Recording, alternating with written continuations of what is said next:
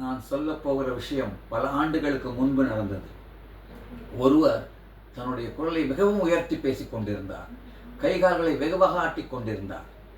நீங்கள் யோசித்துக் கொண்டிருப்பீர்கள், அவர் ஒரு டிபேட்டில் கலந்து கொள்கிறார், இல்லை கோர்ட்டில் வாதாடுகிறார் என்று.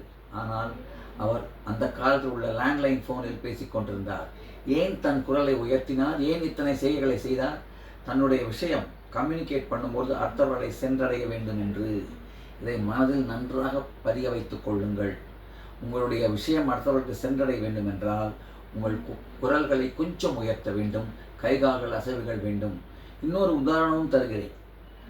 நீங்கள் சில பேர் லேண்ட்லைனில் பேசும்போது பார்த்திருப்பீர்கள். அவர்கள் என்ன சொல்வார்கள்? அடுத்தவர்களுக்கு வழிகாட்டும் பொழுது நேரே செல்லுங்கள், பின் இடதுபுறம் செல்லுங்கள், யூ டர்ன் இடுங்கள், மறுபடியும் பழைய இடத்திற்கே வந்து விடலாம் என்று.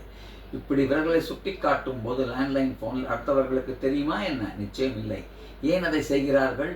தாங்கள் சொல்லக்கூடிய விஷயம் அடுத்தவர்களுக்கு சரியாக கம்யூனிகேட் ஆக வேண்டும் என்பதற்காக. இன்னொரு உதாரணம் நான் சொல்கிறேன். பல முறை நான் காது கேட்காதவர்களுக்கும் பார்வையற்றோருக்கும் வகுப்பெடுத்திருக்கிறேன். ப்ரெசன்டேஷன். காது கேட்காதவர்களுக்கு என்ன போடுவேன்? வீடியோ. பார்வையற்றவர்களுக்கு ஆடியோ. ஸோ இது ரெண்டும் முக்கியம். Audio, video. அதுதான் வாய்ஸ் மாடுலேஷன், ஜெஸ்டர்ஸ்.